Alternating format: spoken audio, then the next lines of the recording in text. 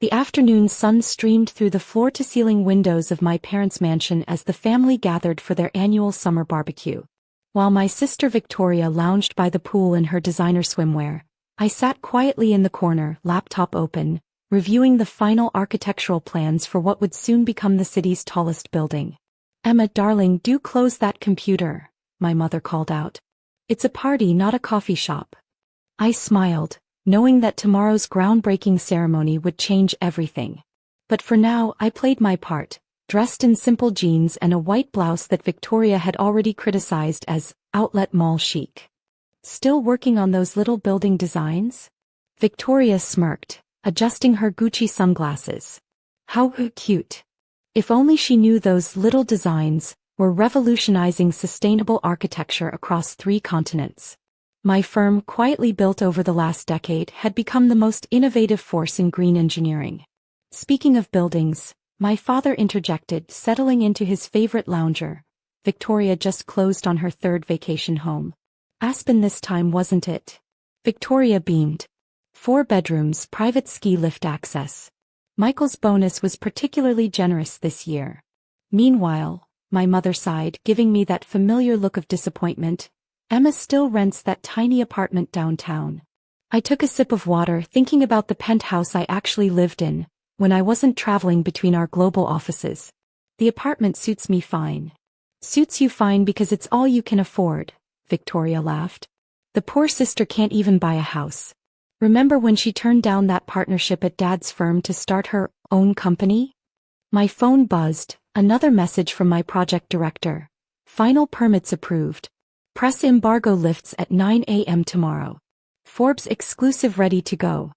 "I just want what's best for you," my mother added, patting my hand condescendingly. "There's still time to join your father's development firm. A proper job with a proper salary." If they only knew that my little company had quietly acquired Dad's firm 6 months ago. "The market's really hot right now," Victoria continued. "Even on your modest income, you could at least afford a small condo. Michael knows a mortgage broker who handles lower-income applications." Another message lit up my phone. "Mayor's office confirmed for tomorrow's ceremony. All news networks scheduled for live coverage." "What's this project you're always working on anyway?" my father asked, frowning at my laptop. Before I could answer, Victoria interrupted. "Probably some tiny renovation. That's all she can get with her reputation." The irony of her words made me smile. In less than 24 hours, my reputation would be front-page news. My phone buzzed again. "Tower's final specs confirmed, 128 stories, making it the city's tallest structure. Your name will be visible from 3 states. Actually," my father set down his drink, "I heard rumors about a major new development downtown. Something about a revolutionary green tower? My firm lost the bid to some mysterious new company." I kept my expression neutral, though inside I was smiling. That mysterious company was my own, operating under one of our subsidiary names. "Speaking of development," Victoria chimed in, "did you all see the article about the new female billionaire architect? No one knows who she is, but apparently she's revolutionizing sustainable design." "Must be nice," my mother sighed, looking at me pointedly. "Some women actually make something of themselves." The catering staff, secretly hired from my own 5-star hotel, began serving lunch. Victoria made a show of offering to pay for my meal, since times must be tough. My phone lit up again. This time from my legal team. "Share transfer complete. You now own 60% of downtown real estate. Tower announcement will make you the largest property owner in the city." "Emma dear," my mother leaned in, voice dripping with concern, "I saw you taking the bus again. We can help you with a car down payment." "The bus is fine, Mom."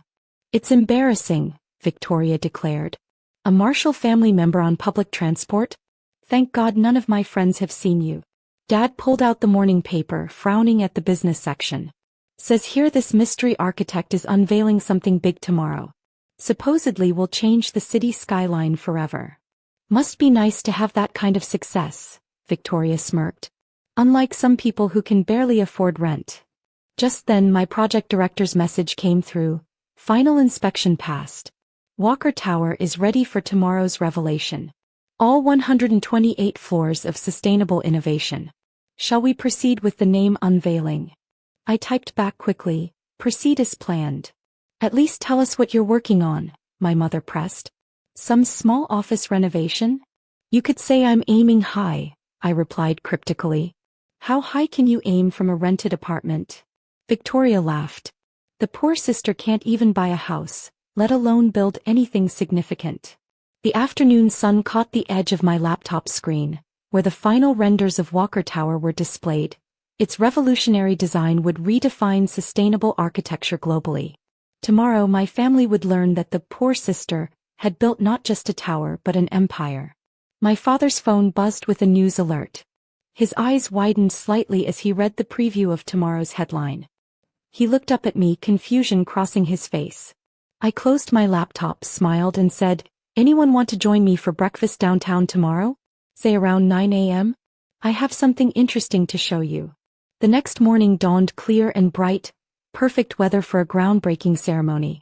I stood in my actual office, the entire 50th floor of one of my existing buildings, watching news helicopters circle the construction site where Walker Tower would soon rise.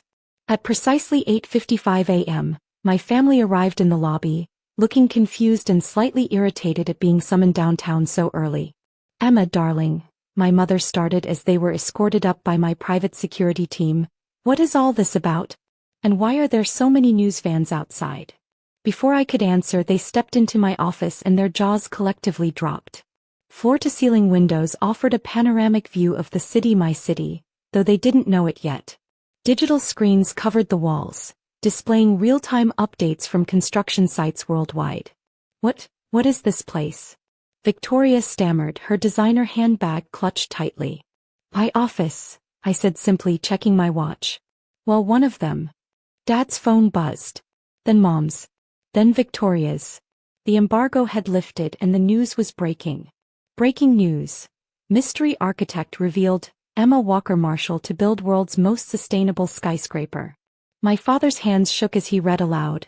Emma Marshall, CEO of Walker Sustainable Developments, announces groundbreaking of Walker Tower, set to become the city's tallest and most innovative building. Estimated value, $4.2 billion. Victoria grabbed his phone, face paling. Walker Sustainable Developments, annual revenue exceeding $12 billion. Projects across 5 continents. Revolutionary green technology. Those little building designs, I smiled, pressing a button that transformed one wall into a massive display of my global projects. They've been quite successful. My mother sank into a leather chair. But you take the bus. I believe in sustainable transport, I replied. Also, I own the transit company. A helicopter appeared outside the windows. My helicopter, with the Walker Developments logo gleaming in the morning sun. "That small apartment," Victoria whispered, "is the penthouse of a building I own," I completed. "Actually, I own most of downtown now. Including Dad's firm, surprise, you've been working for me for the past 6 months." My father's face went white.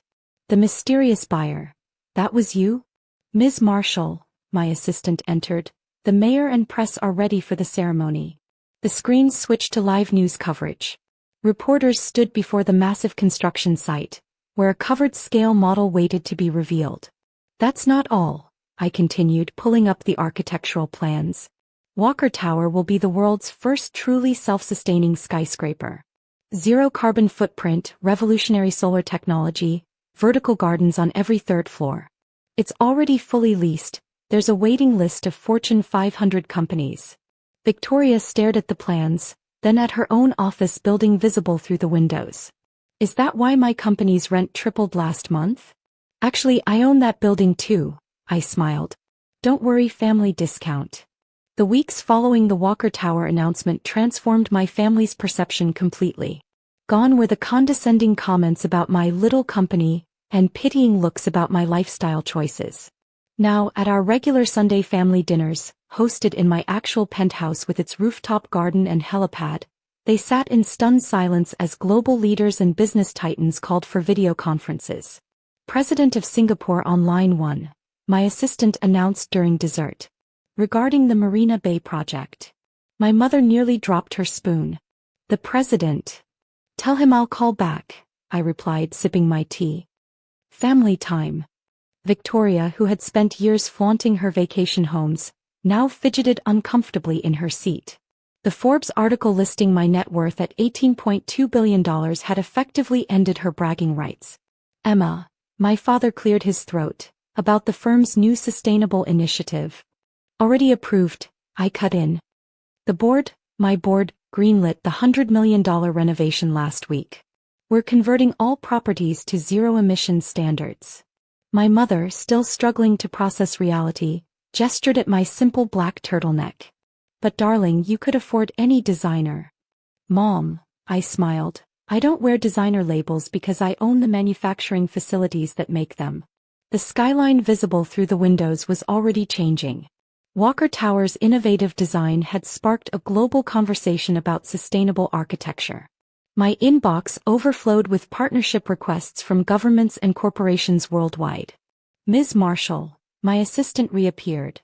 The royal family's office confirmed next month's consultation for their net-zero palace renovation. Victoria choked on her wine. The royal family. Just a small project, I said, remembering her words about my tiny renovations. Though the Queen's quite passionate about sustainable design. My father, examining the scale model of Walker Tower displayed in my living room, shook his head in disbelief. All those years while you thought I was struggling? I finished. I was building something meaningful. Something that will actually change the world. The evening news played silently on one wall, coverage of Walker Tower's construction progress. The reporter stood before the massive site, discussing how the building would revolutionize urban development. But why didn't you tell us? My mother asked softly. Would you have understood? I replied. When I started, you were all so focused on appearances, on status. I wanted to create actual value, not just project success. My phone lit up with another message. Tokyo government approved Walker District proposal. 200-acre sustainable city development.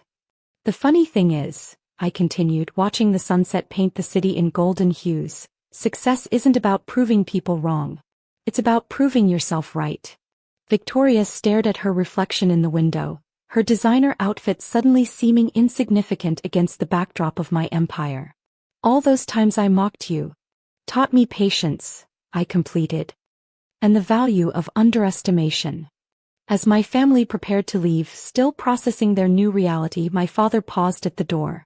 Emma, we're sorry.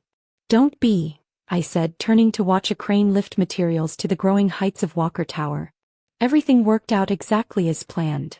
The next morning's headlines would announce Walker Development's expansion into sustainable city planning. My little company was about to reshape not just skylines, but entire urban landscapes. Sometimes success speaks louder than words. And my tower, rising floor by floor into the clouds, was just the beginning of my story.